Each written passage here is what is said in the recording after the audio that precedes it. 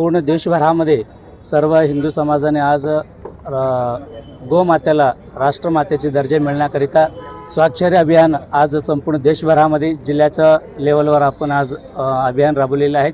आज मी या माध्यमातून संपूर्ण देशातला सर्व हिंदू बांधवांना आवाहन करतो, या अभियानामध्ये तर आपण सहभागी झालेलेच आहोत, पण आज आपल्याला संकल्प करायचा आहे, तर येणाऱ्या काळामध्ये गोमातेला राष्ट्रमाता दर्जा मिळावा असे आपण संकल्प करूया।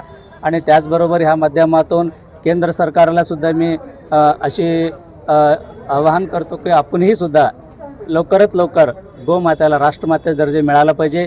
त्याकरिता सर्व हिंदू बांधव तुमचा सदा विचार करत राहील अशी या ठिकाणी सांगतो। आणि खरं म्हणजे आजचा हा अभियान हे दुसऱ्या चरणातला आहे। पहिला वेळ आम्ही प्रत्येक तालुका स्तरावर तहसीलच्या स्तरावर आम्ही या अभियान राबवलेलं होतं। आज संपूर्ण देशातला सर्व संत महात्म्यांचा संकल्पानुसार आज अभियान राष्ट्रमाता गोमाताला राष्ट्रमाताचा दर्जा मिळण्याकरिता आज हा अभियान आपण राबवलेले आहे।